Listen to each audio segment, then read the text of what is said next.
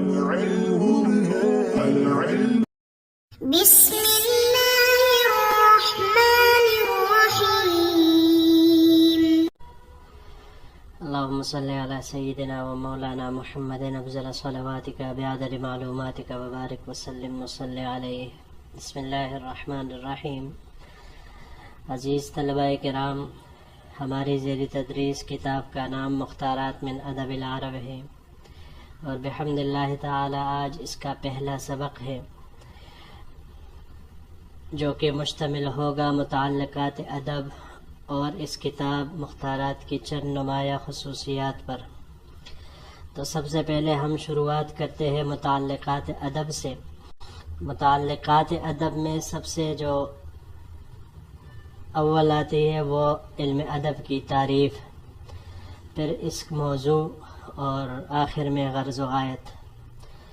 لیکن اس سے پہلے ہمیں لفظ ادب کی تحقیق درکار ہوگی کہ لفظ ادب لغوی اعتبار سے کسے کہتے ہیں، اصطلاحی اعتبار سے کسے کہتے ہیں، کن کن ابواب سے اس کا استعمال ہوتا ہے، تو یہ جاننا ہمارا بہت ضروری ہے.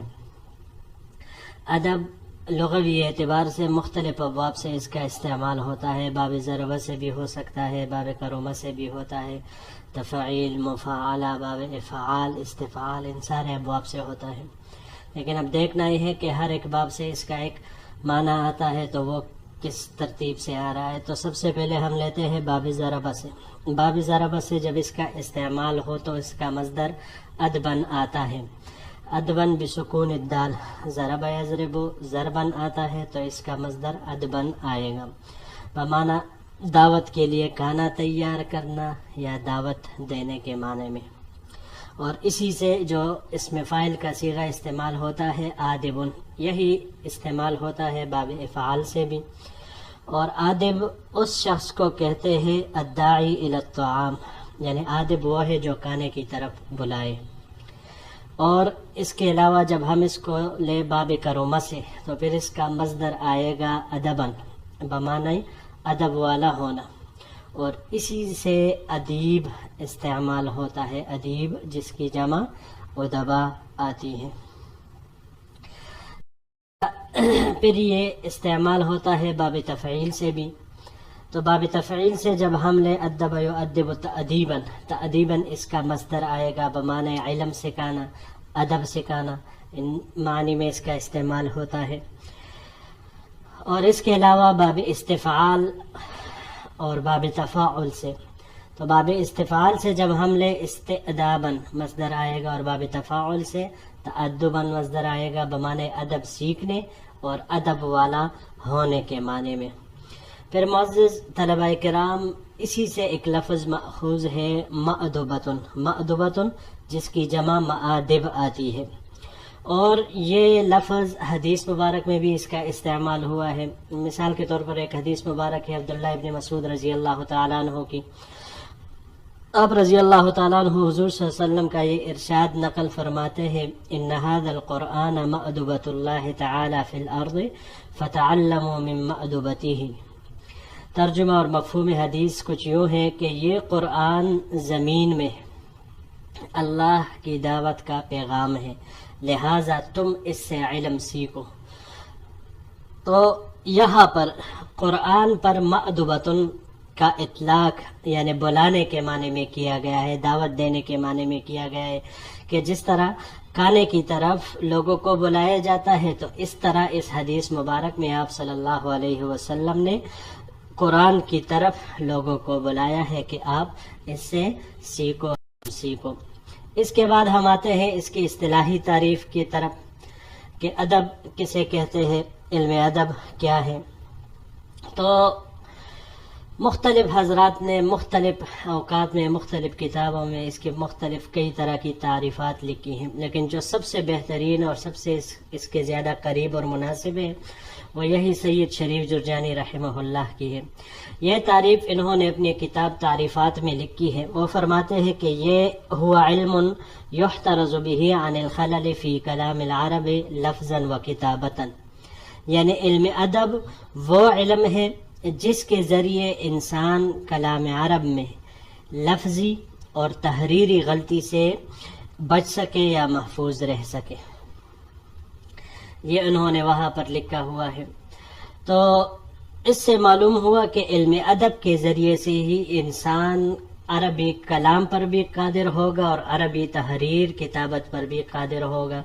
تو جو بھی کلامی اعتبار سے لفظی اعتبار سے عربی میں کام کرنا چاہتے ہیں کلامن، تو لہٰذا ان کے لیے ضروری ہے علم ادب پر عبور حاصل کرنا. اور اسی طرح جو تحریرات کے ذریعے سے کتابت کے ذریعے سے اپنے مقالات کے ذریعے سے عربی میں کچھ کام کرنا چاہتے ہیں تو ان کے لیے بھی ضروری ہے یہ علم ادب پر عبور حاصل کرنا.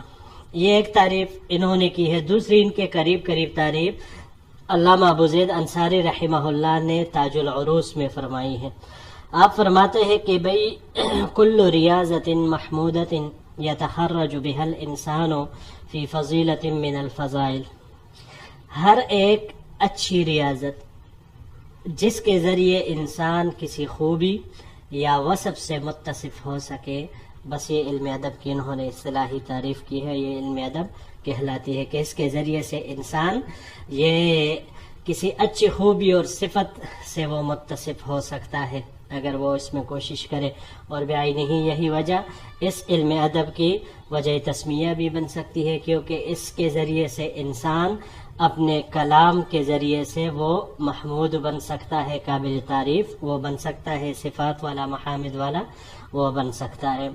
تو یہ اصطلاحی تعریف ہوگی اس کی. اب آگے آتے ہیں موضوع کی طرف، علم ادب کا موضوع.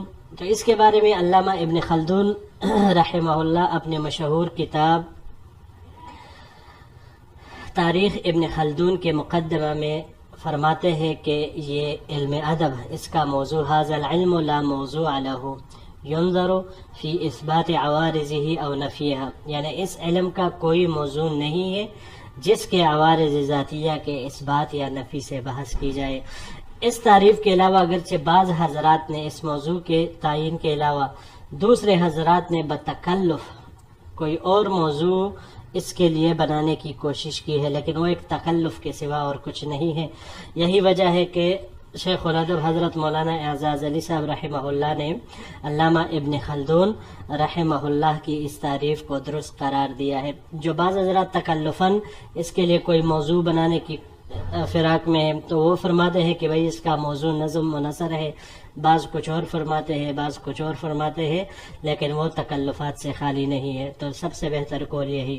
اب تیسرے نمبر پر آتے ہیں غرض و غایت کی طرف، یعنی مقصد کی طرف، کہ اس علم ادب اس کا مقصد کیا ہے، غرض و غایت کیا ہے اس کی. تو علم ادب اس کے بارے میں بھی علامہ ابن خلدون رحمہ اللہ اپنی کتاب تاریخ ابن خلدون کے مقدمے میں فرماتے ہیں وَإِنَّمَا الْمَقْصُودُ مِنْهُ ثَمَرَتُهُ، علم ادب سے مقصود اس کا ثمرہ ہے. اور اس کا ثمرہ کیا ہے؟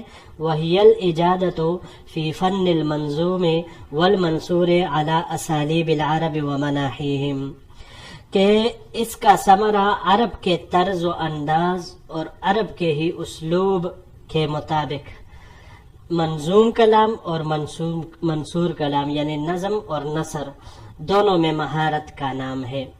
مقصد علم ادب کا یہی ہوا کہ علم ادب سے مقصود اس کا ثمرہ ہے، اور اس کا ثمرہ عرب کے طرز و انداز و اسلوب کے مطابق نظم و نثر میں مہارت کا نام ہے. نظم و نثر منظوم کلام جو اشعار، ابیات، نظم و غزل وغیرہ پر مشتمل ہوتے ہیں، جیسے اس کتاب مختارات کا جز ثانی ہے. اور یہ جو پہلا جز اول ہم انشاءاللہ پڑھیں گے ابھی، تو یہ کلام منصور ہے، یعنی نثر پر مشتمل ہے. تو یہی منصور اور منظوم کلام کہلاتا ہے.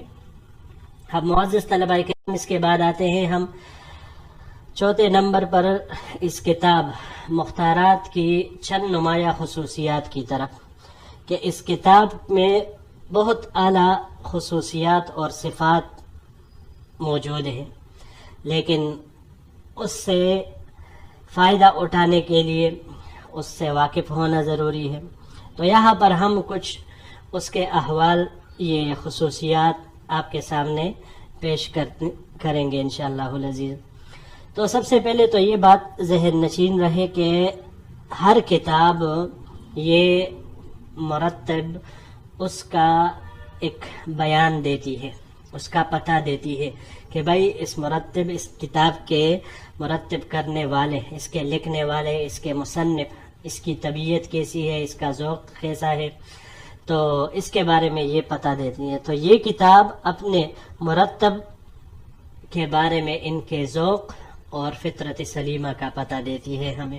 آگے چل کر انشاءاللہ آپ حضرات کو اس کے بارے میں خوب یہ بات روز روشن کی طرح واضح اور آیا ہو جائے گی۔ تو سب سے پہلے اس کتاب کی بنیادی خاصیت یہ ہے کہ علامہ ابو الحسن علی ندوی رحمہ اللہ یعنی مصنف رحمہ اللہ نے قدیم و جدید ادب کا ایک ایسا حسین امتزاج اور ایک ایسا زبردست گلدستہ مرتب فرمایا ہے کہ جس کے پڑھنے سے نہ صرف یہ کہ انسان کے روح میں تازگی آتی ہے بلکہ اس کے ساتھ ساتھ اس کے کلام میں بھی شائستگی وہ آتی ہے، اور اس کے ساتھ ساتھ انسان اپنے ماضی سے بھی روشناس ہو جاتا ہے۔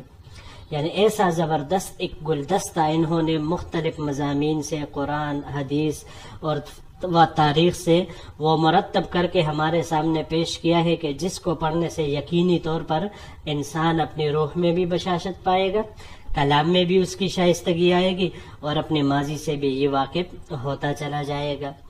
پھر اس کے بارے میں، اس کتاب کے بارے میں مصنف رحمہ اللہ نے اس کتاب کی شروعات قرآن کریم سے کی ہے۔ عباد الرحمن اس سے شروعات فرمائی ہے۔ قرآن کریم کے بالکل جو بلیغانہ، مرقع و مرصع عبارات کتاب اللہ کی جو ہے، اور سب سے اعلیٰ جو بالکل بلاغت کے اعلیٰ منازل کے ہیں، تو وہ مصنف رحمہ اللہ نے ان کا ادب میں انتخاب کیا ہے اس کتاب میں۔ اس کے علاوہ اس کتاب میں حضور صلی اللہ علیہ وسلم کا بچپن سے پھر لے کر مکہ مکرمہ سے مدینہ منورہ تک ہجرت، صحابہ کرام سے آپ صلی اللہ علیہ وسلم کے معاملات، ان سے محبت، صحابہ کرام کا حضور صلی اللہ علیہ وسلم سے عشق و عقیدت، اسلام پر نازک وقت میں جو حالات آئے ان کے کچھ واقعات حضرت مصنف رحمہ اللہ ہمیں جا بجا پیش کرتے ہوئے وہ نظر آئیں گے۔ اچھا، تیسری خاصیت اس کتاب کی یہ ہے کہ اس کتاب کے پڑھنے سے نہ صرف یہ کہ انسان اس کے عربی گرامر میں بھی بہتری آتی ہے، بلکہ دوسرا یہ کہ اس کے ادبی ذوق کی چاشنی کے لیے بھی مفید ہے یہ کتاب، کہ اس سے پہلا جو فائدہ اس کو حاصل ہوگا تو یہ کہ اس کے عربی گرامر میں جو بنیاد ہے بالکل علم کی بھی اور علم ادب اور عربی کے سیکھنے کی، تو اس کے لیے جو بنیادی چیز گرامر ہے تو اس پر اس کو عبور حاصل ہو جائے گا، اس میں بہتری آئے گی، اور دوسرے نمبر پر اس کے ادبی ذوق اس میں بھی اضافہ ہوگا۔ پھر اس کے علاوہ چوتھی خاصیت یہ ہے کہ اس کتاب کا ہر مضمون کسی نہ کسی درجے میں ہمیں کوئی نہ کوئی سبق دیتا ہوا نظر آتا ہے۔ ہر مضمون ایک سبق پر مشتمل ہے، لیکن اس سبق کو ہم لینے والے بن جائے یہ اب ہمارے اوپر منحصر ہے۔ مثال کے طور پر میں اجمالی طور پر خلاصہ آپ حضرات کے سامنے پیش کر رہا ہوں کہ کس انداز سے حضرت مصنف رحمہ اللہ ہمیں مختلف چیزوں سے وہ روشناس کرنے کی کوشش کر رہے ہیں، مختلف چیزوں کی طرف ہمیں دعوت دیتے ہوئے نظر آتے ہیں۔ تو کہیں پر مصنف رحمہ اللہ ہمیں اپنے مضمون کے ذریعے سے اتحاد کی دعوت دیتے ہوئے نظر آتے ہیں، تو کہیں پر مصنف رحمہ اللہ ہمیں دور لے جا کر تاریخ کے دریچوں کو وا کر کے اس سے خوشہ چینی کرتے ہوئے نظر آتے ہیں، کہیں پر اخلاق حسنہ کی دعوت دیتے ہوئے نظر آتے ہیں، تو کہیں پر مصنف رحمہ اللہ ایک ماں اور بیٹے کے درمیان کے تعلقات کی منظر کشی کرتا ہوا نظر آتا ہے۔ اس کے علاوہ مصنف رحمہ اللہ کہیں پر عوام کو ایک سبق دیتے ہوئے نظر آتے ہیں، تو کہیں پر ارباب اقتدار و ارباب دولت ان کے دروازوں کو کٹکھٹاتے ہوئے نظر آتے ہیں، کہیں پر مصنف رحمہ اللہ اگر ہمیں ظالم اور مظلوم کا تقابل کرتے ہوئے دکھائی دیتے ہیں تو ساتھ ہی دوسری طرف مصنف رحمہ اللہ وہ استقامت کو بھی سمجھاتے ہیں کہ استقامت بھی اختیار کرنا ضروری ہے۔ اگر ایک طرف مصنف رحمہ اللہ جذبہ جہاد کو ابارتے ہیں تو دوسری طرف مصنف رحمہ اللہ وہ تصوف کے بارے میں بھی لوگوں کو سمجھاتے ہوئے نظر آتے ہیں. اگر ایک طرف معاشرے میں انصاف کی دعوت دیتے ہوئے نظر آتے ہیں کہ معاشرے کے لیے انصاف کتنا ضروری اور لازمی ہے، تو اس کے ساتھ ساتھ اس کے مقابل میں مصنف رحمہ اللہ معاشرے میں جب ظلم اور ناانصافی ہو تو اس کے نتیجے میں کیا کیا نقصانات وہ رونما ہوتے ہیں اس کا تذکرہ بھی کرتے ہوئے نظر آتے ہیں. تو بہرحال یہ ایک خلاصہ کے طور پر میں نے آپ حضرات کے سامنے یہ پیش کیا. انشاءاللہ العزیز جو ہم پھر کتاب آگے پڑھتے جائیں گے آپ کو بخوبی اندازہ ہوتا چلا جائے گا کہ حضرت مصنف رحمہ اللہ نے کتنے ذوق اور شوق اور محبت کے ساتھ ان واقعات، ان مضامین کا انتخاب کر کے ایک بہترین تیار گلدستہ اور ایک حسین امتزاج ہمارے سامنے پیش کیا ہے. اللہ تعالی ہم سب کو اس سے سبق حاصل کرنے والا بنائے. یہیں پر انشاءاللہ العزیز آج کا یہ پہلا درس ختم ہوتا ہے. زندگی رہی تو اگلے درس میں آپ حضرات کے ساتھ ملاقات ہوگی. السلام علیکم ورحمۃ اللہ وبرکاتہ.